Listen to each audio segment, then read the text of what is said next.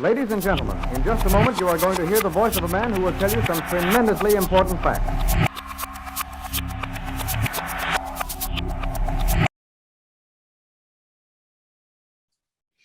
Welcome to the Reality Revolution. I have an exciting episode today. I have Beau Maxwell, the founder of the Sage Method. Isabeau Maxwell is one of the leading spiritual coaches in intuitive development. She brings deep channeled knowledge and personal understanding to spirituality. She's been helping people connect to their authentic and natural intuitive abilities for over 15 years. She is internationally known medium, author, and teacher who has touched the lives of people throughout the world. Known for her compassion and accuracy, she brings peace and comfort to many people with her energy work and transformative sessions and teachings. She is the founder of the Sage Method, a life-changing initiative training program that teaches people how to open their intuitive abilities and live an authentic and blissful life. And I recommend, if you want to know more about Beau, you can read her book, Cracking Open: Adventures of a Reluctant Medium, which tells a lot about her story and what she's been through as a medium and how she came to this point.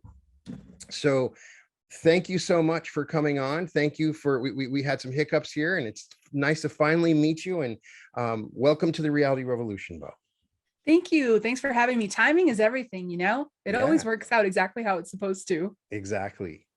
So you talk about in your book kind of what happened to you. Before you sort of got into this, you weren't very religious, you weren't very spiritual, and you had some things happen that sort of woke you up and really motivated the rest of your life. So tell us all your story and how you came to be teaching what you're teaching now. Absolutely. That book was so important to write because I had told my story so many times, and there were so many teaching moments in my opening and development that I wanted to compile it into a book, so somebody else could read it and say either, I'm not alone, or, okay, this is happening to me as well. That was probably the most important point for writing the book. But when I was in my early 30s, I was a complete skeptic. No religion, no spirituality. And it wasn't that I was anti anything. It's just, I just didn't do, you know what I mean? I was in the business world. That was pretty much the summary of it. I have a math degree from college. I, ran businesses. There was 1 + 1 has to equal 2, and it has to be in this grounded earth in order for me to pay attention to it. So fast forward to my early 30s, my grandmother passed away. Now, she was in Minnesota. I was in New Hampshire at the time. And shortly after that, I was standing in my living room trying to figure out what to do because I was so close to her. She was pretty much, mom. And she showed up in my living room, semi-transparent, but solid enough that there was no doubting what was happening. And to be honest, it was really scary for me. That was not in my world at all. And so I remember my first reaction was, don't ever do that again. Second reaction was, this is grief. And then I got a therapist, and I proceeded to move forward and do what a mathematician does and test everything out. Like, I need the proof and do this and this. And it was probably a few months in that she gave me proof that was so beyond anything I could have asked for, that I really had to settle in and say, okay, this is real. And then once I did that, because I got to tell you, I always have to figure everything out, right? 1 + 1 is 2. So once I did that, then it was a matter of diving into what is intuition? How does it really work? Who has it, and how do you get it, and how do you make it stronger? And that was really the beginning of my journey. You talk a lot about intuition on your blog, and intuition seems to be one of the main pivot points, things that you're really interested in and teaching. So obviously you've had some intuitive moments that really sparked you to say, hey, this is something special. I'd like to teach other people about it. Tell me about that. You for all of us have intuitive moments. Sometimes we realize later, I should have bought that stock in Google or whatever, that happens all the time. But there are moments where it's like, this is something that's important and I need to spread the word. So how did it start for you in a knowledge and awareness of intuition? For me, I knew nothing. And about intuition, nothing about spirituality. I didn't have any friends or associates in my circle that was even remotely into spirituality. I remember finding a Tai Chi instructor that I had just known through business interactions. And I remember going up to him and said, "You're the weirdest guy I know. Can you help me?" And he's an amazing man. And he did. He helped me learn how to do yes, no questions with my intuition and start there. From there, the real development, though, happened when I met my first guide. And that was unexpected because I still didn't even know that there were things called spiritual guides. That's how disconnected I was from it. And I was just following my curiosity because I am super curious. And he showed up, and I continued to meet with him. And eventually I learned that not only was he my guide, but he was also my teaching guide. So I followed his instruction and asked him questions and learned how intuition flows, how it's connected to the five senses, all of that. I followed his instruction for probably about 2 years. And then he turned around and he said, "Everything that I've taught you over this time, I want you to put it together and bring it out into the world." And that's how the Sage Method was born. So the Sage Method is actually a formula. It's a 7-week course. It's a formula. And it's the condensed version of what I stumbled through for 2 years. It's more of a, you don't have to stumble through it. Do this, do this, do this, do this. Here's how it works. Here's how it's explained, et cetera, et cetera. And then people are able to then access their intuition more on demand than they could before. And what I tell people is that the best outcome of walking through something like this and opening up your intuition very strongly is that you're in the flow. And even if it's not a blatant message that comes through, when your intuition is in the flow, you take a left when you're supposed to take a left. You take a right when you're supposed to take a right. You know, I dropped off my automobile this morning to get repaired, walked down to a rental car place as a walk-in, no reservation, and said, I need a car. And they're like, we're completely out of cars. So I said, all right, my two choices were to get up, walk outside, start searching, or to sit there. And I said, would you mind if I just sat here for a moment and searched to see if there's other cars in other places? They said, absolutely, sure, fine. 5-6 minutes later, another employee comes in and says, I was wrong. We're not out of cars. We have this one. And I was like, thank you. So it wasn't even an intuitive message that came in and said, no, wait, don't leave. They'll figure it out. It was just the flow of my intuition. That's how life then flows. It's a beautiful thing, actually. So how do I listen to my intuition? I've done several episodes and I find it super fascinating. There's a difference between the intuitive idea of I need to do something, and then the intuitive as don't do something. I think it's a little bit different for everybody. It's always kind of very personal, but how do you know moments where you need to stop and go? How do you differentiate those moments? And how do you know how important that intuitive knowledge is in the moment? Sometimes it's much more urgent than others. Absolutely.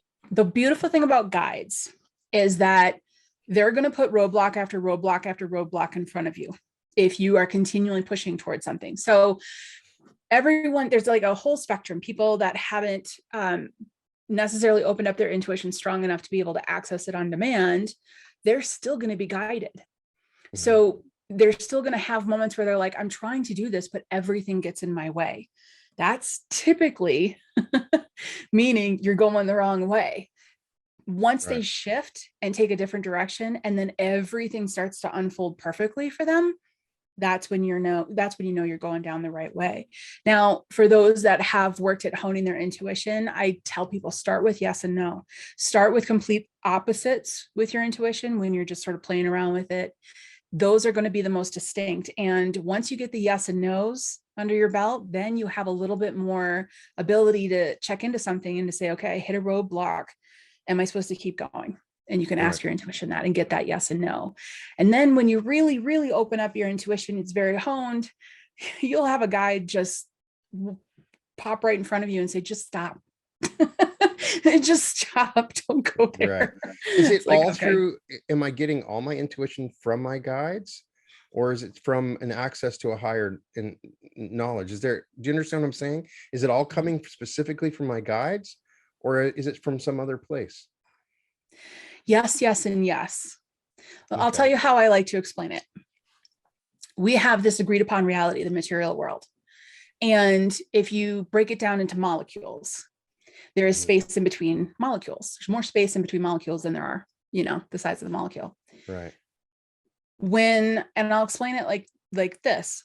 When you see something come out of the corner of your eye and you turn to look at it, and now you can't see it once you've turned, it's because you've focused your attention on the molecules, on the solid, on this agreed upon reality. When you saw something out of the corner of your eye, it was going through a defocused part of your peripheral, and that is the space in between the molecules. So what we're all trying to access spiritually, we're all trying to access our guides, our higher self, source, universe. There's so many traditions all over the world, and everyone has their word for it. Whatever that word, I'll call it source, that's the space in between the molecules.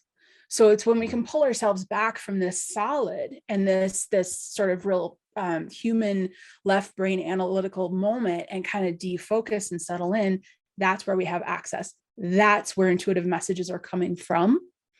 And then they're going through your intuitive channel. When it goes through your intuitive channel, it uses your nervous system to access five different ways that it can express itself. You've heard people have smell, sight, sound, touch. And for those listening who say, well, I never hear anything or I never see anything, but I do just have a knowing. I don't know how I know, I just know. You've heard that before, right? Oh, yeah. I don't know how I know, I just know. I've got a great tip for you. It's two tips. First off, the harder tip is stop saying you don't see and stop saying you don't hear, because you're making that a reality. Right. Okay. So even if you got to kind of fool yourself a little bit, but when you do here's the better tip. When you do have a moment where you just know, you don't know how you knew, stop, give yourself 2 minutes to recreate what just happened to you, because one of your senses did get activated. You did see something, did feel something, or did hear something, but you just weren't aware of it. So you stop and you go back and you go, okay, I was sitting there. Did I see anything? Did I hear any? Wait, I think I did hear, and it'll pop up. So reviewing the moment to like in an observational position to say, okay, what was really happening inside when I just knew? The minute you catch it, the minute you go, oh yeah, I think I did see something, then the next time you have an intuitive moment, you're going to start to see with more ease. So I tell people it's, like you said, everyone's unique. Everyone's intuition is unique, but that is one thing that has helped a lot of my students, is to take that moment of just knowing and, relive it again to see if they can pick up on which sense it's coming through.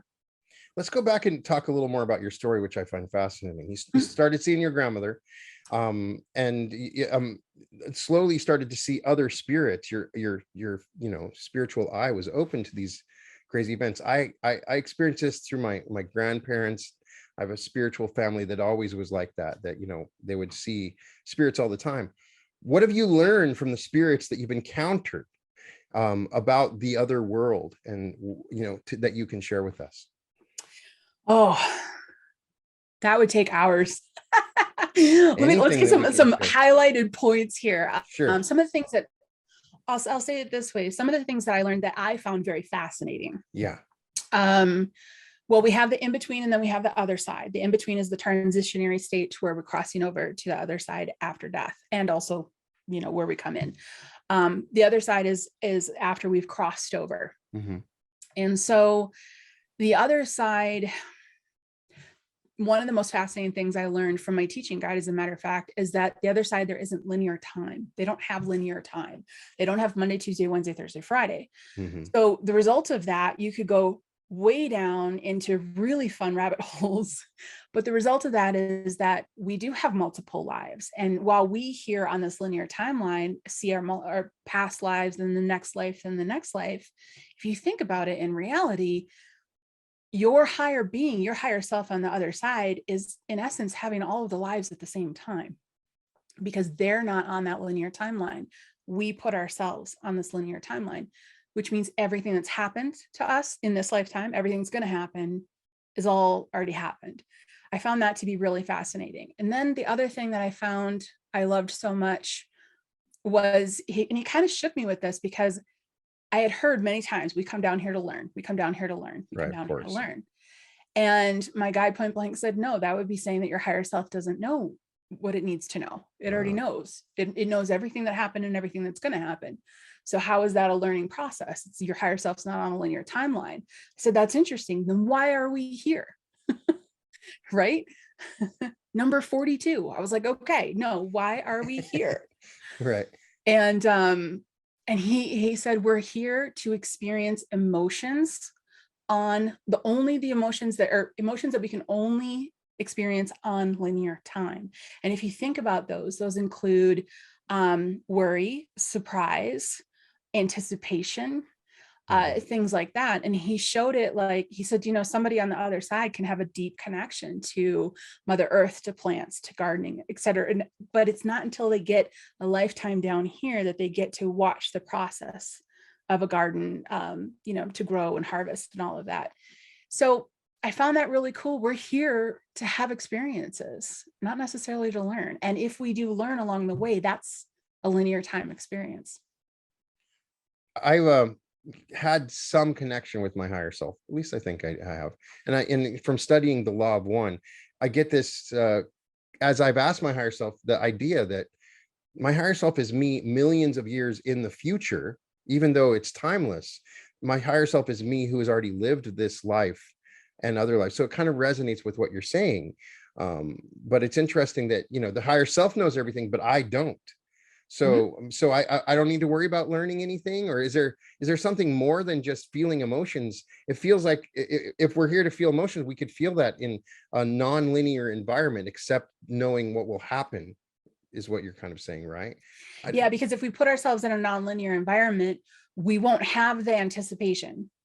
We always know what will happen at the end. We always know what will happen, right? So we put the blinders on when we come down here on purpose, because we can feel, experience, and have joy and ups and downs and all of it on linear time. If you take this to the next level, it's hard to explain it because they're in a different timeline, you could say, but they are consistently morphing, changing, expanding on the other side as well.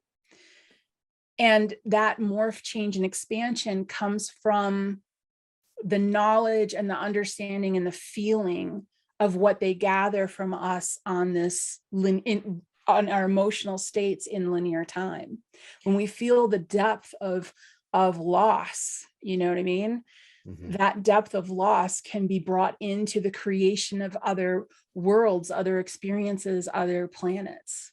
So it's really kind of an all expansive thing, yet we're all connected, yet it's all happening at once. Right. And that really kind of blows my mind. So I see life more as a vacation. And I remember when I first started saying that to people, they were like, "Nuh-uh, because this sucks." Or, I'm like, okay, I get it. Some vacations stink. Okay. Some vacations are not fun. And so we're going to have the ups and the downs, but I kind of see it like we give ourselves this opportunity to come down here and play. Not all the play is fun, but we get to play, and then we get to bring back the depth and understanding. And I see it a lot with the guides. Sometimes the guides will ask of me something that doesn't make sense in this like human world. And I'll have to say to them, person, I had a car issue once. I was struggling, I was raising my vibration, and all of a sudden I was struggling moving fast in a car. I started to sort of see the road as photos. That was really nerve-wracking. Got checked out, everything was fine. Turns out it was just a raised vibration. And I said to my guide, I'm like, can you help me with this? Because this is what's happening. And he was like, well, don't go fast. And it was like, I have to go to work, dude. Like I have to like, I'm, I got to shut up my company and do that. So it's definitely a disconnect, but yeah, we're all connected.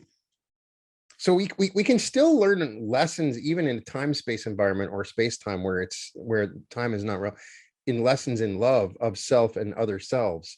There's at least this aspect, at least that goes along with your idea of feeling these emotions, is our connection and our understanding of consciousness am I just only worried and in love with myself, or am I in love with all around me, seeing the connection to the others? So I think maybe that's there's a little bit of a lesson, right? In that, right? Oh yeah, there's a little bit of lesson. I mean, they're gathering information. They're gathering what the experience does in this particular linear timeline. Right. And then utilizing that for, for the developments of what's happening, the expansion of what's going on. But in essence, it's a little bit more, it's like we get to come down here, like you and I get to come down here and we get to have this conversation. Right. And that's really the experience part of it. For us, the learning can come in this lifetime. I think what I tend to push away from now is the concept of old soul, new soul. Right. And, well, they're a new soul. No, it's just in this particular lifetime, they came in, this way. And well, they're an old soul. No, they just kind of came in, 90 miles an hour, parallel park and hot. So we're all the same age of soul, right? On some level, right? Yeah, we come down and we land in different places, different countries, different parents, different circumstances, different genetic structure.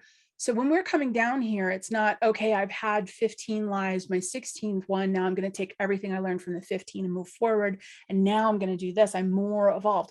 That theory kind of doesn't stick when you look at how everything works. Instead, right. It's more, what position do I want to put myself in this one in order to achieve the overall blueprint of that lifetime? Okay. So the interesting part of your work is as a medium, and in that book that you're talking about, do you have any stories of interesting things that you've seen that just kind of, were unusual or crazy? That often when I talk to mediums, I get these fascinating stories where people that you met at, at the shopping center or somewhere unusual that it was unexpected. I have a lot of unexpecteds. The unexpected for me personally was a ways into my development. Right. I was working as a professional medium. I was comfortable with what I was doing, talking to people on the other side, loved ones that would come through. And I remember, I think this was the first time I saw something that you could consider a creature. But I was in Costa Rica. And it was me and my son, and we were vacationing, and we were in this surf school, and he got sick. He got the flu. This was years back. And I remember going to bed thinking, this is such a bummer as a mom. Like this is what he wanted, and this is why we're here. I hate to see him stuck in, that's unfortunate. So we'll see how it goes. Middle of the night, my guide woke me up and he said, do not startle. Okay, that's never a good thing. I said, okay. He just said it really calmly. And then the visual, I have no idea the length, but it was almost looked like a chameleon, like a lizard, but it was transparent, and it was like 5 feet in height. And I don't even know how long it was, because it just came in, walked toward my son's bed, opened up its mouth, and mama's kind of like, what's going on here? And he was at the foot of his bed, and then all of a sudden I just saw all this like old stagnant energy come out of my son. It ate it, it left. And I said, what was that?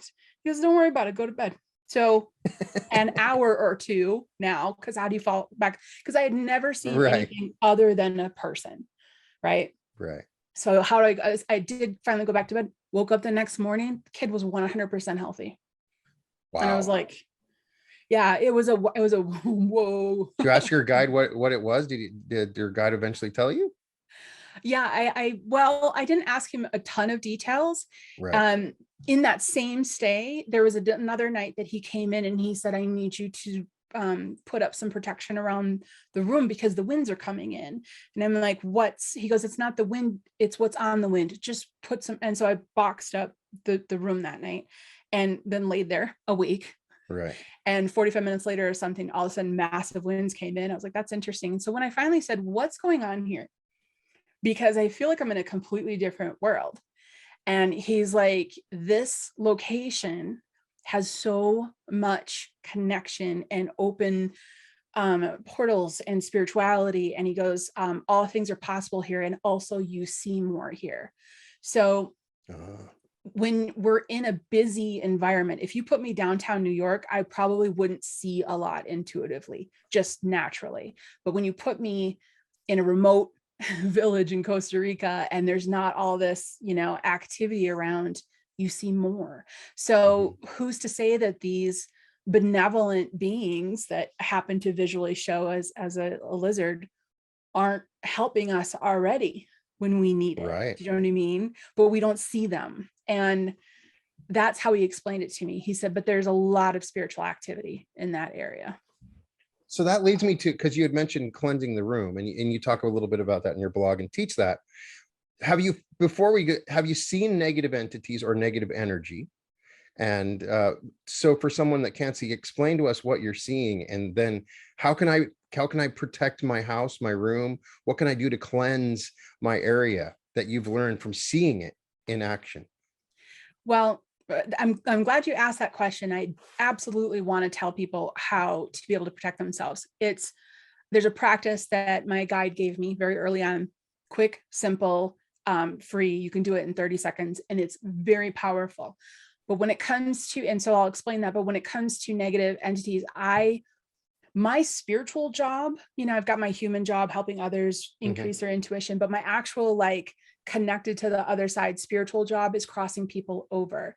So for years, I've been doing clearings, property clearings, house clearings, exorcisms. I've gone into dark situations. And one thing I will say is that every single negative, heavy situation has really a positive outcome. Every soul that is causing torment, that's, I guess, how I'll say it. So let's say you have a perpetrator, and the perpetrator dies and goes into the in-between, and they remain stuck. That perpetrator can cause a lot of pain and a lot of suffering and a lot of discomfort for living people. And I've seen a lot of it. The way that I see it is mostly is different every single time. I've seen very dark spirits, people stuck in the in-between, who portray themselves, in different ways. Oh, I'm fine. I'm nice. I'm not, and then they'll come in and, shift gears and inflict pain. I've seen them, try to put on a persona and show me a very scary image to frighten me. I had a really interesting one. Now, mind you, as I tell this story, I'm a mom of two. I homeschooled my kids. I had a really long day. A couple things went wrong. And at the end of the day, I had to go do a clearing. And I went to do a clearing. And this story just happened to be in the woman's basement. Not all spooky stuff happens in basements, but we were down there, and this male spirit showed up, and he showed up like this, just tall. I remember he was hunched over because the ceiling, which didn't make sense. I'm like, you're transparent, but he was just, like goo demon and raw, right. And I had such a stressed day that I had have you ever heard your mom go, I'm done? Have you ever heard that? That's Right. where I was at. I was like, I'm done. I don't have time for this. And I remember looking at this being going, no. And then the refrigerator, they had a refrigerator in the basement. It literally moved the refrigerator about 6 inches. Wow. Yeah. And the homeowner, up the stairs, gone, right? So I'm now down there alone. And I turned around and looked, and I was in such a state that I was so kind of in mom state. I was like, oh, good job. 6 inches. Now let's get done with this. You need to go home, and this can't happen anymore. And then all of a sudden, I remember saying, I'm not playing games anymore. I'm going to see the truth. And he shrunk down to this guy. It was just this skinny little guy, 5'2". So he was putting on this persona to try to frighten me so I wouldn't clear him. And then we worked through it, crossed him over, and I went home and took a nice hot bath, and I'm pretty sure I had a glass of wine. So, well, in your book, you talk about meeting someone, and I'm going to have comments, so I want to address this, because whenever I people say, and you tell the spirit, can you see the light? Go towards the light, right? And I always have people that are comments, oh, that's all a trick. it's all a conspiracy. They tell you to go to the light, but don't go to the light. You're going to just get sucked back into, it's all an evil conspiracy. So you've seen this. So explain to back into people. where? Yeah, it sucked back into another body, and you can't escape. It's all a prison. People believe, at least one or two people I always have that will say this, and I don't think that's true. And so on the other side, the light is the creator that you're moving towards, is this other realm, right? Mm-hmm. And it's that is not true, right? No. Mm-mm. So when you see them going to the light, it's a positive thing. So you're seeing people that have chosen not to move on, that are stuck for purposes, stuff they had going on the planet. And so how many of these spirits are tethered to the earth, not moving on? A lot? Is it a crowded world out there, or is it not as much as you think? What? It's not as crowded as the living by far exceed. And also, interestingly enough, I haven't found anyone that I needed to cross over that had been stuck for about 150 to 200 years, but I haven't seen anything. And I know that's a long time for somebody to be stuck in the in-between, but I haven't run into anyone from longer than that, meaning there's a part of our culture, part of the human process and how everything's going, that more people are becoming stuck. 95% of the time, it's a fear-based issue. When you listen to people that have near-death experiences and they tell their story, they all say the same thing. It's a magnetic pull that you just want to go toward. It's automatic. Crossing over is like taking the people mover right into delicious land. It's just like, wow, that feels so good. I'm going that way. And people say, well, I don't want to get stuck. You won't get stuck. Okay. You won't get stuck. But when somebody is stuck, it's always fear-based. It's always fear-based. So that individual that says, don't go into the light, they'll be stuck. They're just going to stay there for a while. Right. You know what I mean? And then it takes somebody like me to come along and be like, let's talk through this, man. Got to give it a shot. What's your choice? You're going to just stay here forever. Let's just give this a shot, whatever it takes. What's interesting about the in-between is that it's so psychological. It's so psychological. When we're here on earth, we have three bodies. We've got our spiritual body, which is our spirit. We have our programming body, which is our human mind in linear time, our worries, our fears, our loves, all that kind of stuff. And then we have our physical body.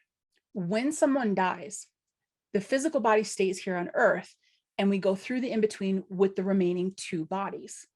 It's not until we cross over that we release the programming body, that human linear mind. So what does this mean? It means that people that are stuck in the in-between are the exact same person they were on earth. They just no longer have a body. So psychologically, if somebody relieves their own pain by inflicting pain on someone else and they're stuck in the in-between, that's exactly what they're going to do.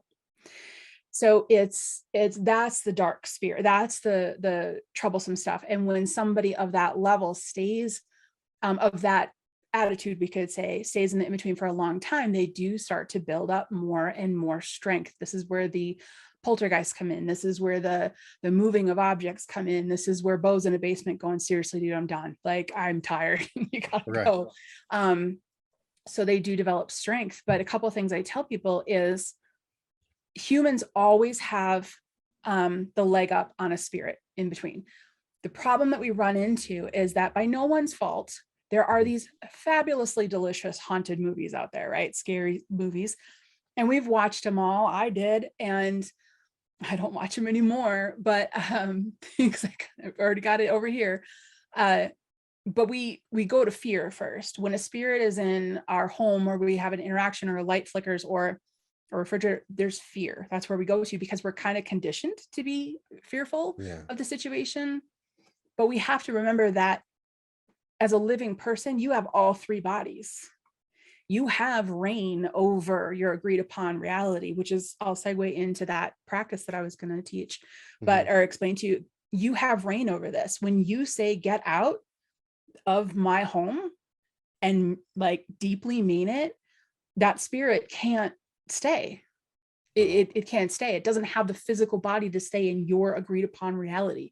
It can't anchor into your space. So living people typically have except a very extreme case, I'm sure, but living people typically have say over their space and their environment when it comes to spirits. But this also, another point that I like to make with people is, one thing I love to say is ghosts are people too. Every spirit you're going to run into, all right, except for the giant lizards, but every spirit you're going to run into that is what people call a ghost. The word ghost, we've kind of sort of dehumanized people. And I've done many clearings where I come into a home, the person's absolutely terrified, and it turns out it's their Aunt Marge. So, I prefer to use the word spirit and tell people, hey, ghosts are people too, to remind them, even if somebody was bad in life and they're bad in the in-between, they're still somebody's child. They still have the right to go home. So I kind of stand behind that.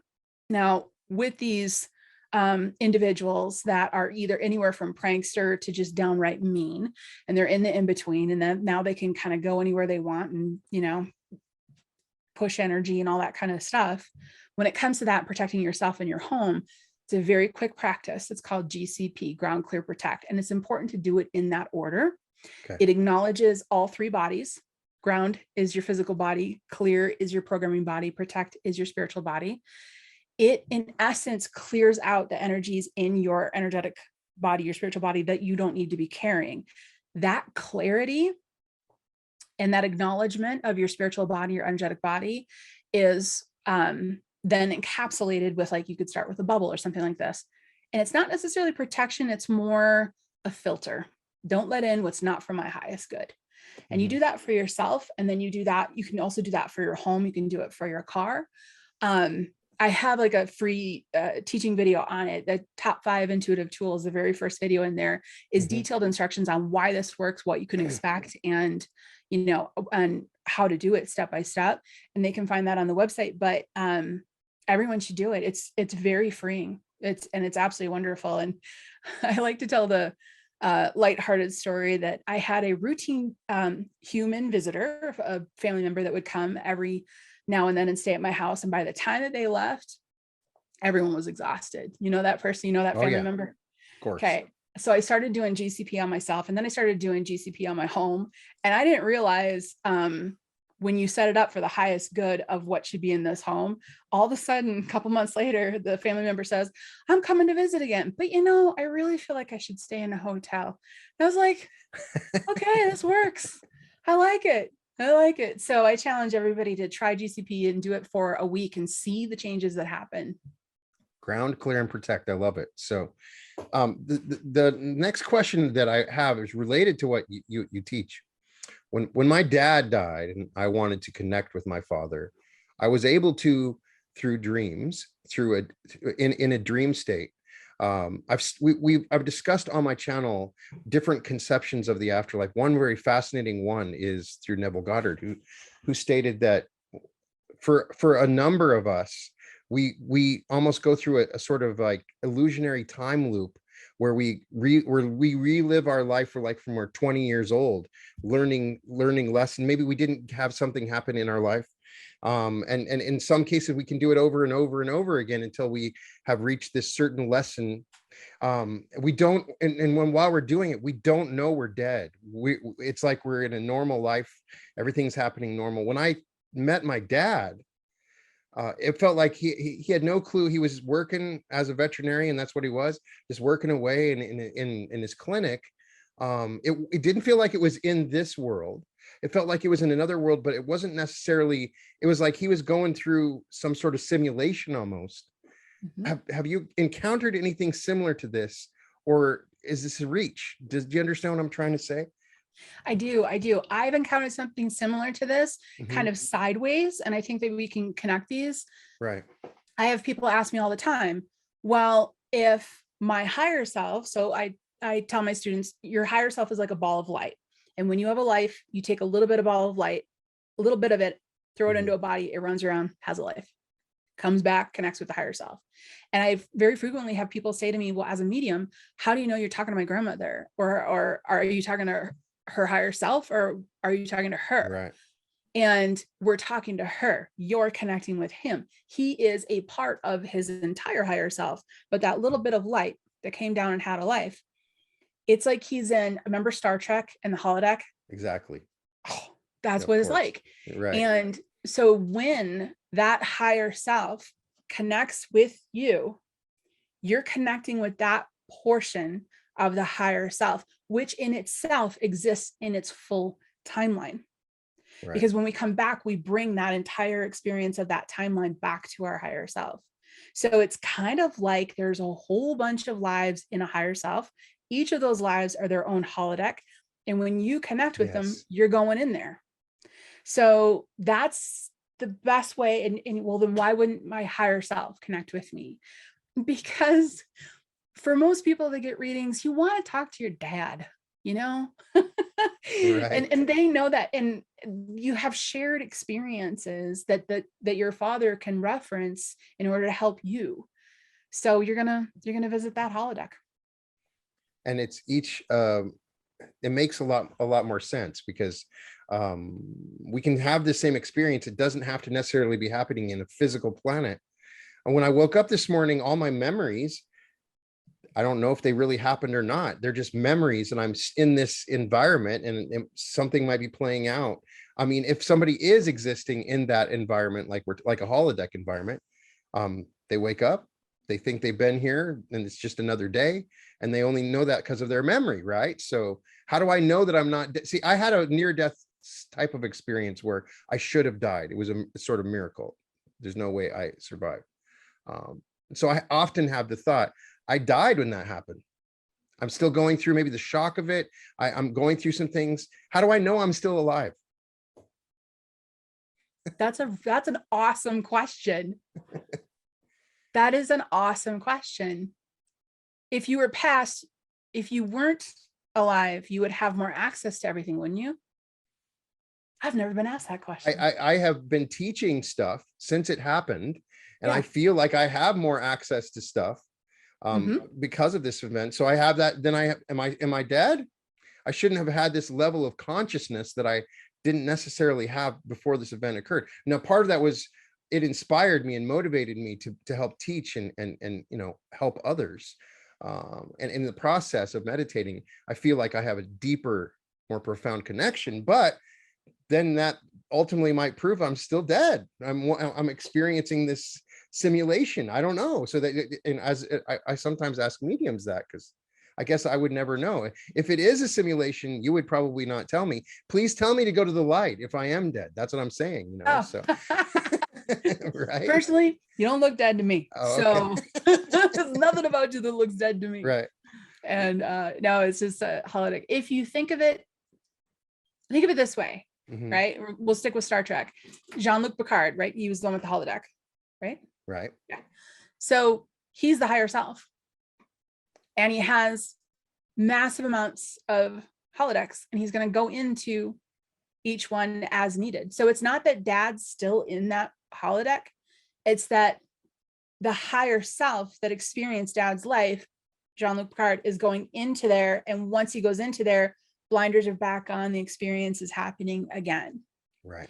So it is the higher self. That is your spirit. But this is a portion of the experiences that they had. So you're still having this experience. You're still solidly in your holodeck. So another cool thing you talk about on your blog is communicating with your pets, which is very cool. I have 2 wonderful cats, some turtles. I have a dragon. We have ducks that come all the time. Some doves. I think I communicate with them. I don't know for sure. I mean, my dad was a veterinarian, so I'm always feel like with him, he had this connection to pets that I could subconsciously communicate with them. Tell me how, am I able to communicate with pets? Tell me your process in having, as you talked about in your blog. Well, I'll tell you this, pet communication is not necessarily one of my big strengths. Right. But I've had it happen enough that it was quite stunning when it did. One of my students has been training with me for so long, and she's actually a certified SAGE teacher. She's an animal communicator. That is her strength. And the number one tip that she gives all of our students is don't think in words, think in imagery when you're communicating with animals. It'll open up more of a connection. So instead of thinking, go lay down, visualize the dog going to lay down, and then you'll watch the dog go lay down. And then the communication can start to come both ways as well. What I've experienced personally with animals is that they'll talk to you when they want to talk to you. Right. And I love that. If they don't want to talk to you, they're like, why? I mean, why? They're so intuitive. I've never seen an animal stuck in the in-between. They're so intuitive. There's this natural understanding of when they're going to pass, what they're, for many, what their job is down here. And I really kind of see them more as supportive, like soldiers. Do you know what I mean? Mm-hmm. Interacting with us. It's like they're right in between Mother Earth and people somewhere, Yeah, I do too. Now, have you seen where they go when they pass on? Do you have an idea? Have you talked to your guides about it? What happens? Absolutely. The question popped up for me when I was doing a reading for a woman, and a male human came through in spirit form and started talking about being her, I think it was her cat or her dog. Oh, wow. And I was like, and I hadn't described him yet. Right. To her. I didn't say, okay, it was this tall and whatever. I said, okay, I've got a male coming through. He's talking about sleeping in like the corner of the living room. And she's like, oh, Fluffy. I don't remember the name, but, and then I'm like looking at him, and he's like, and in my head, I'm like, are you talking about her dog or your dog? And he's like, I'm her dog. And I'm like, but you're a person. So after that, I went right to my guide. I said, what's going on? So people can be animals and animals can be people. And he's like, yep, it's just another chunk of the higher self. That's it. Oh, wow. It's a cat holodeck. Right. But I have found that with the idea of imagining visually. My cats obviously don't know words. I mean, they know the words I say to them, but they're not going to be able to think in those terms. So it makes obvious sense to send visual images to them, and it seems to work. So it's pretty powerful. So is there in the Sage method that tell me a little bit more about the course that you offer? You've taken a lot of the stuff that you've learned in this process. It's a 7-week course, and you can teach us how to become more intuitive and some of the tools that you've used. Tell us a little bit more about that. The course in itself, like I said, my guide had me go through it without telling me what I was going through. He just said, now do this, now do this, now do this. And the course is a formula. So it's really 3 steps. It's first gaining access back to your space, understanding, your place where you're at, your energetic body, all of that. And then it's a matter of going through a process of decluttering emotionally, physically, your environment. It's the clutter that blocks our intuition. So everyone's intuition is already 110% kicking. It's like already flowing. The reason why we have a hard time accessing it, hearing it, seeing it, feeling it, etc., is because there's clutter on top of it. If you think about every single task that you have that's left undone, every relationship statement that you haven't said, or anything that you haven't fixed, each and every one of those is a hamster on a hamster wheel in your brain. How many hamsters on hamster wheels are in your brain? Your intuition's trying to flow through this. There's a reason why that solo traveler that hikes up a mountain and sits there in peace with one granola bar and a fire gets a ton of intuitive information. Yeah. Right? Very little clutter. We are bombarded by thousands of advertisements a day. That alone will start to kind of dull it. So in the middle of this course, it's about decluttering. It's not about perfectly decluttering. It's about understanding the energetic connection between you and clutter, and then starting to move past that. Beyond that, then the last part of the course is really diving into like some of these topics that you and I dove into today. How does this work? How do each of the senses trigger? How does it flow through you? What's the difference between psychic and medium? How do you get dictionary items? All these kinds of stuff. That comes toward the middle to the end of the course, along with guide communication that's in there as well. And then at the end, there's these really fun exercises that are literally straight from my guide that he had me do. And they're really neat because they walk you through mediumship, through psychic, 2 different channels, in multiple different ways. So by the time you're done with the course, okay, I'm more psychic, or I'm more medium, and the stuff that I get right away is more accurate, or I have to linger in it for a while before the accuracy comes. It's really fun to watch someone go through, because they come out going, this is my intuition, this is how it flows, this is how I access it. And I don't know if you can tell, I just love it. I absolutely love it. I started teaching. I had a couple clients, and I said, hey, can I just try this out on you? Because this is what, and it was just joyous. It was so much fun. And I taught it in person for a number of years. And then my guide came and said, showed up and said, put it online. This was early 2019. And then I realized why we put it online. And now it's global. Now there's circle members, and sage students all over the globe. And it's a lot of fun to see the growth, because walking through that 7 weeks, it's not just that your intuition opens. You come out of that knowing so much more about yourself. It's really lovely, actually. And we can find that at the sagemethod.com, right? Yep. Fantastic. It's a couple other questions I always like to ask mediums. Have you ever seen an angel? Yes. Tell me about what they were like. Yes. We'll just end with the one yes. Sorry. Yeah. I've had the opportunity, I'll say it that way, to work with Archangel Michael a couple of times. And it was all of the times were really centered around one living person was in a particular danger and needed a little bit extra protection. And each of the times that I was able to work with him, I was a little stunned, not stunned. It was just, he feels so different than humans. It's just, there's this, it's like when I was around him, I just felt like I was instantly in a big old cup of hot cocoa. It was just, there's something just like everything's okay. Right. When you're in their presence, like all opportunities, both good and bad, don't exist when you're in the presence of an angel. When people have like they almost get into a car accident and an actual angel watches over them, you'll hear them say, I didn't have fear. It was strange. Like I watched it all happen and it came this close, but in the time I didn't have, there's an angel there. Yeah. So it was a really neat experience, and I was really grateful for it. Wow. And so you kind of probably answered it, but it may be related. Have you ever seen what you believe to be aliens? Would you think that lizard was that, or some I would put maybe the lizard. Yep. I would put the lizard in that category.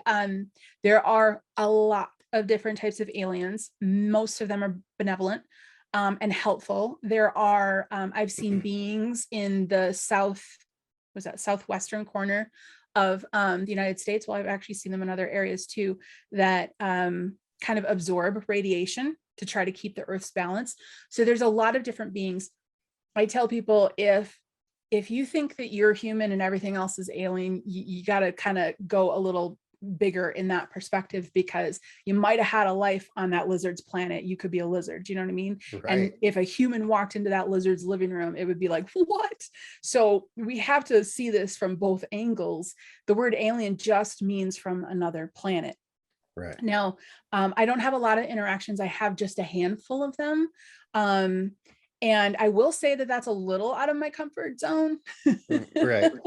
But I haven't had any like actual alien contact or anything. Like I had one moment when I was talking with a friend at a restaurant. He has had many experiences, some of them traumatic. And we were talking through it, and he was telling me the story. He said, and then this is where my memory stops. And I said, okay, do we want to try to continue? He goes, yeah, let's try. And he was like, I'm like, describe this. I don't remember what I was saying to him, because all I knew was that when he tried to push through that memory block, I instantly knew there was someone behind me in this restaurant. And I remember like looking down, because it was not a comfortable feeling. I'm going to be very direct about that. And I looked down, and I remember seeing very long fingers. and it was transparent. So it was interdimensional, just like people in the in-between and of the side. And I looked at my friend and I said, I think we should stop, and he said, yeah, I'm starting to feel uncomfortable. And I explained to him what the feeling was. It was just this overall feeling of, you need to stop now. And I remember thinking, well, this is not my favorite day, and we're going to stop. Can we talk about dessert? Like, and so it was a very kind of uncomfortable feeling. Right. However, I think that that's the minority of alien connection. I think that there's a lot of very helpful, very, like I said, beloved aliens out there that are helping us. They have higher intelligence. Not all of them. Some of them have higher intelligence and can come in here and do things sometimes in the in between those molecules, and within source interdimensionally. And it's all very, very possible. And then the final, have you ever been with somebody when they were passing and, Yes. and saw what did you see then? Isn't that the emotions just go whew, right? Yeah. I've only been in the presence of one person who's passed. I've worked with individuals who were in hospice and actively dying, and then I'd go home and they'd pass and I'd come back and work with the family. So there's a couple situations. The situation where I've worked with people that were in hospice and in the process of passing, that was very interesting to me because they communicated with me through their spiritual body as if they were already passed. I mean, knowledge that they hadn't already passed, but instead of talking, moving your mouth, I could see their spirit, because the spirit starts to become very, very strong as it detaches from the body. That was very interesting for me. The one situation where I did see someone pass, she was one of the most amazing women I've ever met. That's why I get emotional with it. And my partner was actually holding on to her when she passed. And the room it was, the only way I can explain it is she was there. She asked a question, and this is a little graphic, but her physical eyes did roll back. And then all of a sudden there was this like expansion in the room. And in a flash of a moment, all of her was entirely in the space. It was just like, she just went and expanded. And then you knew you were within that. It was very moving. It was very moving. And then it just dissipated. It was, people ask, well, you do crossing over work, do you see a door? I don't see a door. I don't see a light. They do. My job is just kind of coach them or talk through or shift their perspective. Not perspective, but shift their, people who are stuck have to be focused on one thing. So getting them unfocused out of that and talking about other things, that people mover starts to happen. They get closer to source, and they start to feel that comfort, and then they cross over. But I don't really see like a door or anything. I usually just ask them. And then when they do cross over, they just disappear. There's nothing. I wish they just went with sparkles or something. So, but I remember when I first started doing the work, it was like they were there and then they were gone. And I would have to say to my guide, did it work? And he's like, yep. I'm like, oh, well, there's no flair in that. Right. It just happens. So, well, both, I want to thank you so much for sharing your time with me and your knowledge. And I'm genuinely interested. The Sage Method sounds very powerful coming from your heart. I can tell that you love to do this. I can tell that this, all the stuff that you've had has really changed your life unexpectedly. And especially reading your book, it's very interesting. I recommend everybody read your book, because you'll just have these unusual conversations and things happen when these spirits enter into your life, and you say it from a unique perspective of someone that really wasn't looking for this. Nope. Nope. So I didn't sign up for it. I now know that I did. But nope, I didn't sign up for it. So, what you are chatting with today is, the me that has fully embraced it and stepped into this life. But yeah, the beginning was a little bit, reluctant. There you go. Yeah. So the book is Cracking Open Adventures of a Reluctant Medium, Isabeau Maxwell. And then I'll have the link for the book and the link for the website. Thank you so much for coming on. It's been such a joy. Yeah. Welcome to the Reality Revolution. Thank you for having me.